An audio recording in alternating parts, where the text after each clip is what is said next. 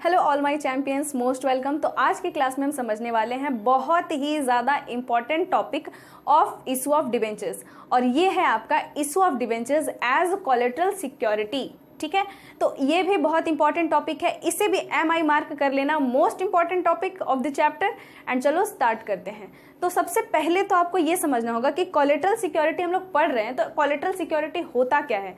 तो देखो, जब भी आप लोन लो या मैं लोन लूँ या कोई भी कंपनी किसी भी फाइनेंशियल इंस्टीट्यूशन से या किसी भी बैंक से किसी भी तरीके का लोन लेते हैं अगर, तो उन्हें क्या करना होता है, लोन के लिए एक मॉर्गेज रखना पड़ता है, मतलब कुछ बंधक के रूप में रखना पड़ता है। लेट्स से कि अगर आप 10 लाख का लोन ले रहे हो तो आपको 15 लाख का कोई संपत्ति एज लोन रखना पड़ेगा, मतलब एज मॉर्गेज रखना पड़ेगा, जिसे बंधक बोलते हैं। ठीक है, तो बैंक बोलेगी, मतलब ये आपका हो गया, ये समझ आया। लेकिन कोलेटरल सिक्योरिटी क्या होता है कि लेट से कि कोई कंपनी है एक्स लिमिटेड, ये गई है मान लो SBI बैंक के पास, ठीक है, फॉर आस्किंग फॉर लोन। तो एक्स लिमिटेड ने SBI बैंक से 10 लाख रुपए का लोन मांगा। ठीक है, तो ये क्या बोलेगी बैंक कि मैं आपको लोन दे दूंगा, लेकिन आप मुझे मॉर्गेज के रूप में कुछ चाहिए, मुझे मॉर्गेज ऑफ 10 लाख का मुझे मॉर्गेज चाहिए। L है ये, C नहीं। ठीक है, तो एक्स लिमिटेड क्या करेगी, ठीक है, एक्स लिमिटेड मॉर्गेज दे देगी, ठीक, और इसके बदले में बैंक इसे लोन दे देगा। लेकिन बैंक बोलेगा कि आप तो एक कंपनी हो, आप मुझे 10 लाख रुपीज का जो मॉर्गेज दे रहे हो, जो बंधक मेरे पास 10 लाख रुपीज का रख रहे हो, वो तो आपका 10 लाख का ही है। मतलब ये कि आपने मेरे से 10 लाख का लोन लिया और आप 10 लाख का ही बंधक रख रहे हो। तो अगर आप कहीं फ्यूचर में लोन नहीं पे कर पाओगे, लोन का रीपेमेंट नहीं कर पाओगे, तब भी आपका कुछ नुकसान होने वाला नहीं है। हम आपका अगर बिल्डिंग या जो भी मॉर्गेज आपने रखा है वो हम अगर ले भी ले, तब भी आपका एक भी रुपया आपका फाइन के रूप में नहीं लगेगा और एक भी एक्स्ट्रा नहीं लगेगा। आपने जितना लिया है उतना ही आपको देना पड़ेगा। तो इस तरीके से हमें फायदा नहीं होगा। इसीलिए आप इस मॉर्गेज को सपोर्ट करने के लिए हमें कुछ और भी मॉर्गेज दो, मतलब बैंक और ज्यादा मॉर्गेज का डिमांड करती है। जैसे कि 10 लाख का मॉर्गेज, 10 लाख का बंधक रखा जा रहा है, तो नहीं, इसमें बैंक बोलेगी कि 5 लाख रुपए का हमें कुछ और भी बंधक चाहिए, एक्स्ट्रा बंधक चाहिए, एक्स्ट्रा। तो ये जो एक्स्ट्रा वाला बैंक कंपनी देती है ना बैंक को, इसे ही एक्स्ट्रा वाले को हम बोलते हैं कोलेटरल सिक्योरिटी। ठीक है, कोलेटरल सिक्योरिटी इसे ही बोला जाता है। अंडरस्टैंड? तो समझ जाओ इन बुकिश लैंग्वेज। बुक में आपका क्या है, बुक में आपका लिखा हुआ है कि collateral security is a kind of mortgage or security which is known as additional security or to support the main mortgage of the company. समझ आया? तो अब यहाँ पे देखो कि एक्स लिमिटेड ने मान लो कि मॉर्गेज के रूप में बिल्डिंग दिया, ठीक है, और तो ये बिल्डिंग जो है वो प्राइमरी या फिर प्रिंसिपल सिक्योरिटी हम इसे बोलते हैं। ठीक है, प्राइमरी सिक्योरिटी है या फिर प्रिंसिपल सिक्योरिटी। लेकिन ये प्राइमरी और प्रिंसिपल सिक्योरिटी को सिक्योर करने के लिए या उन्हें सपोर्ट करने के लिए ये 5 लाख रुपए का एक्स्ट्रा कुछ भी बंधक दिया जा रहा है। और ये आपका जनरली इस चैप्टर में डिबेंचर्स है, मतलब डिबेंचर्स को लोन लेने के लिए जो मॉर्गेज रखा हुआ है उन्हें सपोर्ट करने के लिए डिबेंचर्स दिए जा रहे हैं बिजनेस मतलब बैंक को या फाइनेंशियल इंस्टीट्यूशन को। तो ये जो है वो आपका कोलेटरल सिक्योरिटी कहलाता है। ठीक है, अंडरस्टैंड? तो in simple terms you can say that कि प्राइमरी सिक्योरिटी को सपोर्ट करने के लिए जो सेकेंडरी सिक्योरिटी दिया जाता है उसे हम लोग कोलेटरल सिक्योरिटी बोलते हैं। ठीक है, मतलब प्राइमरी सिक्योरिटी को सपोर्ट करने के लिए जो दूसरा सिक्योरिटी हम और देते हैं बैंकों को, उसे हम लोग बोलते हैं collateral security. Understand? Security given in the addition of primary security is termed as collateral security. Okay, बस इतना ही है। और एक चीज हमेशा ध्यान रखना कि बैंक की एक्स लिमिटेड ने 10 लाख रुपीज का लोन लिया SBI बैंक से। ठीक है, तो एक्स लिमिटेड जब ये लोन का रीपेमेंट करेगी तो इस पे उसे इंटरेस्ट देने पड़ेंगे, राइट, इंटरेस्ट देने पड़ेंगे, साथ साथ लोन का तो अमाउंट देना ही पड़ेगा, साथ ही साथ इंटरेस्ट भी देना पड़ेगा। लेकिन कभी भी कोलेटरल सिक्योरिटी जो रखा जाता है इस पे इंटरेस्ट नहीं चार्ज होता है, इस पे इंटरेस्ट नहीं दिया जाता है, ना ही दिया जाता है ना ही लिया जाता है। अंडरस्टैंड? मतलब ये है कि जैसे कि बैंक ने, चलो मैं इसे इरेज करती हूँ, आपको फिर से समझाती हूँ अच्छे से। ये एक्स लिमिटेड है, ठीक है, और इधर पे है ये पब्लिक। ठीक, तो एक्स लिमिटेड ने अपने डिबेंचर्स इशू किए, डिबेंचर्स इशूड, तो ये जो डिबेंचर्स इशू हुआ है वो कौन खरीदेगा? पब्लिक। ठीक है, हम लोग डिबेंचर्स खरीदेंगे, एक्स लिमिटेड का डिबेंचर ये पब्लिक खरीद लिए, पब्लिक जो है वो इन्हें देंगे कैश, और फिर कुछ टाइम पीरियड के बाद ये एक्स लिमिटेड यही लिया हुआ डिबेंचर्स के बदले में इन्हें पेमेंट करेगा इंटरेस्ट। ठीक है, ये पता है कि सबसे पहले एक्स लिमिटेड ने डिबेंचर्स इशू किया, उसे पब्लिक खरीद लिया, और जैसे ही पब्लिक ने डिबेंचर्स को खरीदा वो कंपनी को कैश पेमेंट करते हैं, तो कंपनी के पास कैश चला गया। लेकिन फिर बाद में एक्स लिमिटेड जो है वो फिर इसी डिबेंचर्स, जो लोग डिबेंचर्स खरीदे हैं उन्हें इस डिबेंचर्स खरीदने के बदले में इंटरेस्ट देगा। ठीक है, सेम जैसे कि शेयर होल्डर्स जब शेयर खरीदते हैं तो उन्हें डिविडेंड मिलता है, लेकिन इन्हें इंटरेस्ट मिलता है, इंटरेस्ट मिला। लेकिन यहाँ पे क्या हो रहा है कि एक्स लिमिटेड जो है वो SBI बैंक से लोन लिया है। ठीक है, लोन के लिए उसने कोलेटरल सिक्योरिटी के रूप में 10 डिबेंचर्स दे दिए, 10 डिबेंचर्स जो हैं वो इशू कर दिए बैंक को। तो क्या बैंक इसके बदले में उसे लोन दी है? बैंक ने भी कैश दिया है, लेकिन एज अ लोन, तो लोन के रूप में कैश दिया है ना, उसे फंड के रूप में तो कैश नहीं दिया। बैंक तो उनका डिबेंचर्स को खरीद नहीं रही है, उन्होंने कोलेटरल के रूप में रखा है, कंपनी ने कोलेटरल के रूप में बैंक को अपना डिबेंचर्स इशू किया है, इसीलिए कंपनी इन्हें फिर इस डिबेंचर्स पे कोई भी तरह का इंटरेस्ट नहीं देगी। जैसे कि वो पब्लिक को इशू करती है तो इंटरेस्ट देती है, लेकिन अगर वो बैंक को इशू कर रही है एज कोलेटरल सिक्योरिटी तो वो बैंक को इंटरेस्ट नहीं देगी। ठीक है, हमेशा याद रखना ये 2 पॉइंट। पहला पॉइंट तो मैंने अभी बताया आपकी, security given in addition of primary security is known as collateral security, पहला पॉइंट। और दूसरा आपका ये कि no interest is to be given on any kind of collateral security or any kind of collateral debenture. ठीक है, इसमें किसी तरह का कोई इंटरेस्ट नहीं दिया जाता। तो ये 2 पॉइंट आपको हमेशा याद रखना है, अपने माइंड में बैकअप कर लो इन सब चीजों को। ठीक है, तो ये डायग्राम समझ में आ गया होगा आपको।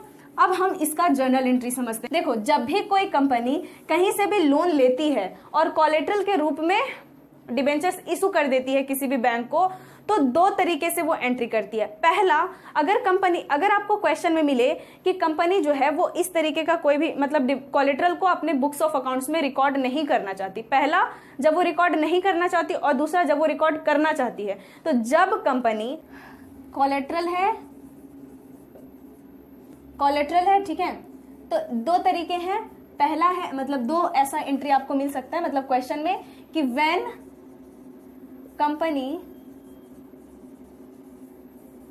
Do not want to record collateral security, जब कंपनी कोलेटरल सिक्योरिटी को रिकॉर्ड नहीं करना चाहती, या फिर ये क्वेश्चन में लिखा रहेगा या फिर लिखा रहेगा कि कंपनी रिकॉर्ड नहीं करती है। ठीक है, और दूसरा पॉइंट है कि when company records collateral security, CS लिख रही हूं, ठीक है, कोलेटरल सिक्योरिटी को। चलो, ये हो गया। तो जब भी आपको क्वेश्चन में ये लिखा रहे कि कंपनी अपने बुक्स ऑफ अकाउंट्स में कोलेटरल सिक्योरिटी नहीं रिकॉर्ड करना चाहती है और नहीं की है, तो उस टाइम पे आप नो एंट्री, इसके साथ में इसके लिए कोई भी एंट्री पास नहीं करोगे, क्योंकि कंपनी रिकॉर्ड ही नहीं करना चाह रही है।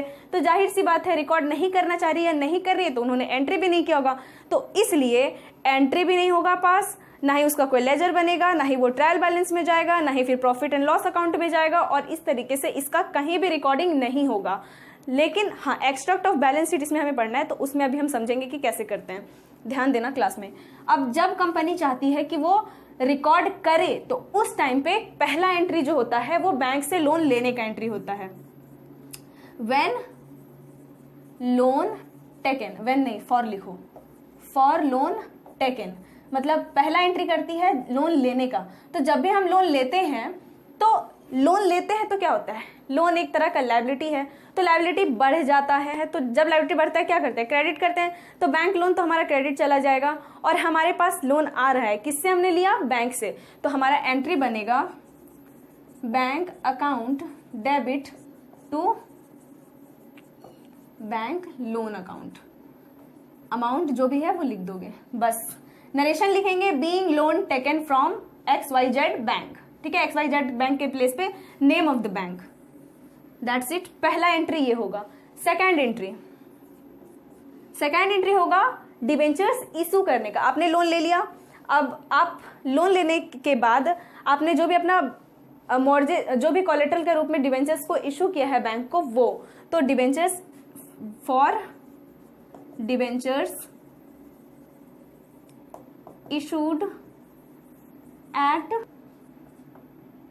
For debentures issued as collateral, जब डिबेंचर्स इशू किया गया कोलेट्रल के रूप में फॉर कोलेट्रल सिक्योरिटी। तो सबसे पहली बात, डिबेंचर्स ये कंपनी पूरा ये नहीं है कि कंपनी को उससे अमाउंट मिले, मतलब वो डिबेंचर्स वापस मिल ही जाएगा, नहीं। अगर कंपनी पूरे लोन को पेमेंट कर देती है तो उसका डिबेंचर्स वापस मिल जाएगा कंपनी को, और अगर पूरे लोन को पेमेंट नहीं करती है तो डिबेंचर्स हो जाएगा बैंक का।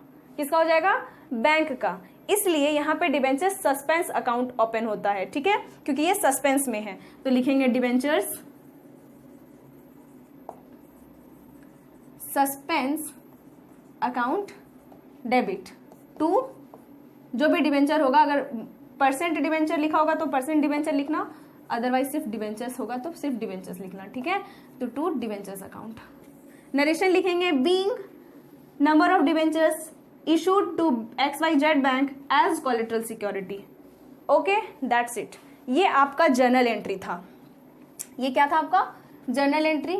लेकिन आपको क्वेश्चन में सिर्फ जर्नल एंट्री नहीं पूछेगा, इतना भी इजी नहीं समझना है। आपको इसमें हमेशा एक्सट्रैक्ट ऑफ बैलेंस शीट बनाने बोलेगा, इस केस में भी और इस केस में भी। तो समझना क्या है? समझना ये है कि इस केस में अगर इस बैलेंस शीट बनाने बोल रहा है तो फिर क्या है? लोन है। लोन क्या होता है? लॉन्ग टर्म बोरोइंग्स होता है, लॉन्ग टर्म बोरोइंग्स। इसलिए ये लॉन्ग टर्म डेट बोलो या लॉन्ग टर्म बोरोइंग्स, दोनों सेम है, ठीक है। तो इसे लॉन्ग टर्म बोरोइंग्स के हेड के नीचे दिखा देंगे, लेकिन इसमें हमने रिकॉर्ड ही नहीं किया है लोन को, और ना ही सस्पेंस अकाउंट को, मतलब कोलेट्रल सिक्योरिटी के रूप में जो इशू किया उसे रिकॉर्ड किया है। तो इसमें लॉन्ग टर्म बोरोइंग्स नहीं दिखाएंगे, हाँ, लेकिन लायबिलिटीज में बैंक लोन दिखा देंगे कि बैंक लोन लिए हैं, बस। क्योंकि बैंक लोन का एंट्री तो हुआ ही होगा उस टाइम पे, लेकिन डिबेंचर्स इशू करने का एंट्री नहीं हुआ, इसमें कोई एंट्री पास नहीं करेंगे, ठीक है। तो दोनों केस में आप एक्सट्रैक्ट ऑफ बैलेंस शीट बनाओगे कैसे, अभी दिखाती हूँ। पहला है, लिख दो एक्सट्रैक्ट ऑफ बैलेंस शीट, पहला, ठीक है। और ये बैलेंस शीट होता है आपका, सबसे पहले तो आपको पता है कि इस तरीके का हमारा बनाना होता है। ये आपका होता है पर्टिकुलर्स एंड अमाउंट, ठीक है। पहला आपका होता है इक्विटी एंड लायबिलिटीज, तो लिखेंगे इक्विटी एंड लायबिलिटीज। चलो यहां तक ठीक है। अब जब कभी भी कंपनी, अब यहाँ पे एक चीज ध्यान दो कि जब कभी कोई कंपनी लोन लेती है तो अगर वो लंबे समय के लिए ले रही है तो उसका वो नॉन करंट लायबिलिटीज है, लेकिन शॉर्ट टर्म के लिए ले रही है तो फिर वो करंट लायबिलिटीज है।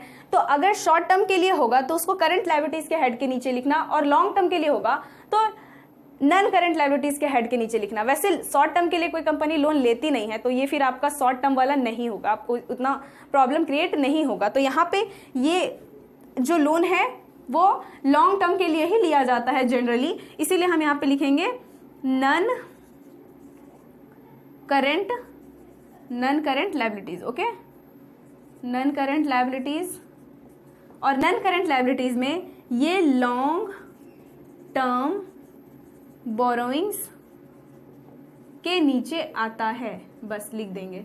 लेकिन ये लॉन्ग टर्म बोरोइंग्स, बस क्योंकि ये एक्सट्रैक्ट ऑफ बैलेंस शीट है तो हमें एसेट्स वगैरह उतना दिखाने की आवश्यकता नहीं है, बस इतना हो गया। लेकिन ये जो लॉन्ग टर्म बोरोइंग्स में यहाँ अमाउंट लिखेंगे, ये अमाउंट कहाँ से आएगा, तो इसके लिए आपको बनाना होगा नोट टू अकाउंट्स। तो नोट टू अकाउंट्स बनाएंगे। अब नोट टू अकाउंट्स, तो नोट टू अकाउंट्स भी हमारा ऐसे ही बनता है जनरली, ऐसे, ठीक है। तो सबसे पहले नोट टू अकाउंट्स में हम क्या बना रहे हैं, फर्स्ट लिखेंगे यहाँ पे। तो ये लॉन्ग टर्म बोरोइंग्स में हमारा क्या है, बैंक लोन है, ठीक है। तो जल्दी से लिख देंगे यहाँ पे लॉन्ग टर्म बोरोइंग्स, ये नोट 1 है हमारा, लॉन्ग टर्म बोरोइंग्स। और इसमें आपका है बैंक लोन, बैंक लोन लिए है ना, बैंक लोन से जो अमाउंट आया वो यहाँ लिखेंगे, और चलो बैंक लोन का जो अमाउंट है उसको यहाँ लिख देंगे, ठीक है, कोई प्रॉब्लम नहीं है यहाँ तक। उसके बाद आपने ये जो डिबेंचर्स इशू किया है इसे आपको इसमें लेस करना होगा। तो सबसे पहले लिखेंगे डिबेंचर्स इशूड, जो है वो अंदर लिखेंगे। उसके बाद इसमें माइनस करेंगे जो डिबेंचर सस्पेंस है, मतलब ये नीचे वाला अमाउंट यहाँ पे और ऊपर वाला इसमें लेस करेंगे, less debenture suspense, debentures suspense account less कर देंगे, मतलब ओवरऑल ये आपका पूरा नील हो जाने वाला है, यहाँ पे कुछ नहीं आएगा। तो यही जो बैंक लोन वाला फाइनल अमाउंट है वही हमें यहाँ पे दिखाना पड़ता है, बस बैंक लोन का। समझ आया? तो ये होता है आपका जब कंपनी रिकॉर्ड करती है इशू ऑफ डिवेंचर्स, मतलब issue of debentures as collateral security को, तब हम ये बैलेंस शीट बनाते हैं। लेकिन जब वो रिकॉर्ड नहीं करती है तब क्या? तो कुछ नहीं, बैंक लोन का अमाउंट ही दिखा रहे हैं ना यहाँ पे, तो बैंक लोन का ही अमाउंट दिखाएंगे, लेकिन वो non long term borrowings head के नीचे बैंक लोन लिख के दिखाएंगे। ठीक है, सिंपल। बस चेंजिंग क्या होने वाला है पता है? चेंजिंग यहाँ पे होने वाला है। ये वाला जो नोट टू अकाउंट्स में हम करेंगे ना, वो इसमें नहीं करेंगे, क्योंकि इसमें डिबेंचर्स को हमने रिकॉर्ड ही नहीं किया है, तो वो कहीं पे आएगा ही नहीं। तो फिर जो चीज का रिकॉर्डिंग नहीं हुआ वो बैलेंस शीट में कैसे आ सकता है? वो नहीं आ सकता बैलेंस शीट में, लेकिन लोन आ सकता है। इसलिए हम इसमें, इस वाले केस में अगर आपको बैलेंस शीट बनाने बोले तो आप ऐसे बनाओगे, मतलब extract of balance sheet, extract of balance sheet. ठीक है, अगर क्वेश्चन में बोला है कि कोई रिकॉर्डिंग नहीं किया है कंपनी ने, लेकिन आपको एक्सट्रैक्ट ऑफ बैलेंस शीट बनाना है, तो इस तरीके से बनाएंगे। और अगर क्वेश्चन में लिख दे कि कंपनी ने रिकॉर्डिंग किया है, तो फिर तो ये वाला पूरा काम करेंगे। और क्वेश्चन में कुछ भी नहीं बोला तो भी फिर यही वाला काम करेंगे कि उस कंपनी ने रिकॉर्ड किया होगा।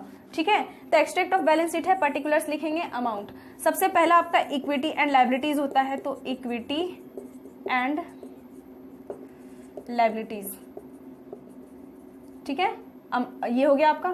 सबसे फर्स्ट आपका आता है नॉन करंट लायबिलिटीज। और ये बात हमेशा ध्यान रखना कि अगर लोन शॉर्ट टर्म के लिए लिया जा रहा है तो फिर यहाँ पे करंट लायबिलिटीज हो जाएगा नॉन करंट लायबिलिटीज के अंडर में। ठीक है, और यहाँ पे लॉन्ग टर्म बोरोइंग्स जहाँ पे शॉर्ट टर्म बोरोइंग्स लिख देंगे। ये चीज ध्यान रखना, अगर होता है तो, वैसे जनरली मिलेगा नहीं आपको वैसा। चलो, नॉन करंट लायबिलिटीज लिख दिया, इसके नीचे लिखेंगे लॉन्ग टर्म बोरोइंग्स, और ये लॉन्ग टर्म बोरोइंग्स के अंदर में आप अमाउंट यहाँ पे लिख दोगे, बस हो गया। देखो दोनों में तो सेम ही है, डिफरेंस क्या है? तो डिफरेंस नोट टू अकाउंट्स में दिखेगा आपको। नोट टू अकाउंट्स में आना तो सेम ही है आंसर दोनों का, यहाँ पे भी ये दोनों नील ही हो जाना है, लेकिन फिर भी दिखाना है, नहीं तो मार्क्स कटेगा। नोट टू अकाउंट्स में बस जनरली ऐसे लिखा हुआ दिखेगा आपको। पहला लॉन्ग टर्म बोरोइंग्स लिखोगे, बस जो लोन लिए हैं उसे ही दिखाएंगे, क्योंकि बाकी का रिकॉर्डिंग हुआ ही नहीं है तो कैसे होगा। तो यहाँ पे लिखेंगे बैंक लोन, बस ये बैंक लोन को अब इसे बंद कर देंगे, वही बैंक लोन यहाँ है। तो इसमें बस डिफरेंस ये है कि दोनों में आंसर सेम है, मतलब डिफरेंस ये है कि यहाँ पे डिबेंचर्स इशू किए हैं जो, और डिबेंचर सस्पेंस को हम दिखा रहे हैं नोट टू अकाउंट्स में, और इसमें नहीं दिखा रहे हैं। बाकी आंसर दोनों में सेम है, दोनों में जाने वाला तो बैंक लोन अमाउंट ही है। तो आई जस्ट होप कि आपको एंट्री और एक्सट्रैक्ट ऑफ बैलेंस शीट समझ में आ गया, किसी प्रकार का कोई प्रॉब्लम नहीं है आपको। अब हम इससे रिलेटेड एक छोटा सा क्वेश्चन को सॉल्व करेंगे। ठीक है, a company took a loan of 10 lakh from SBI bank, जो मैंने अभी एग्जांपल हमने अभी जो डिस्कस किया वही क्वेश्चन आ गया। देखो, a company took a loan of 10 lakh from SBI bank and issued 10% debentures of 12 lakh, और 12 मतलब लोन लिया है 10 लाख रुपए का। ठीक है, और इसके बदले में इशू किया है डिवेंचर्स 12 लाख रुपए का, 10% डिवेंचर्स है, और सबका रेट है 100 रुपया। ठीक है, एज कोलेटरल सिक्योरिटी। चलो ठीक है, explain how will you deal with the issue of debentures in the books of the account. इसमें बताना है कि आपको कंपनी के बुक्स में, मतलब कंपनी अगर है कोई, तो उसमें आप इसे कैसे डील करोगे, कैसे दिखाओगे। क्वेश्चन साइलेंट है, क्वेश्चन में तो ये नहीं पूछा है कि करना है रिकॉर्ड कि नहीं करना है रिकॉर्ड, तो हमें जाना है करना है रिकॉर्ड में। ठीक है, क्योंकि कुछ नहीं लिखा। अगर लिखा होता कि कंपनी कुछ भी नहीं कर रही है लेकिन एक्सट्रैक्ट ऑफ बैलेंस शीट बनाना है, तो इतना काम कर देते, बस हो गया। लेकिन कुछ नहीं लिखा तो ये सारा करना पड़ेगा, तो इरेज नहीं करते, हमें इसी में एडजस्ट कर देंगे। ठीक है, पहले तो एंट्री करना है। सबसे पहले कि लोन लिया गया है 10 लाख रुपीज का, तो चलो इसी में करते हैं। ये हमारा सॉल्यूशन होने वाला है। पहला है फॉर बैंक लोन टेकन, जो लोन लिए हैं, bank account debit to bank loan account, कितने का लोन लिया गया है? 10 लाख रुपीज का। 10 लाख दिखा दो, चलो कोई प्रॉब्लम नहीं। नरेशन लिख देंगे, being loan taken from SBI bank, बस नरेशन उतारते जाना, साथ साथ नरेशन भी लिखना, और हाँ फॉर्मेट भी ड्रॉ करना। ऐसा नहीं है कि ये कंपनी चैप्टर्स हैं तो इसमें जनरल एंट्री पूछा है तो जैसे मैम ने क्लास में बताया था बोर्ड पे वैसे ही हम बना लेंगे। नो, आपको फॉर्मेट बनाना है। बिना फॉर्मेट का अकाउंट्स में कुछ भी नहीं होता है except working notes. Working notes बस बिना फॉर्मेट का होता है, बाकी कुछ भी नहीं, बाकी सब आपको फॉर्मेट ड्रॉ करना ही होगा। चलो ये हो गया। उसके बाद है कि डिवेंचर्स इशू किए गए 12 लाख रुपए के, 100 रुपए ईच।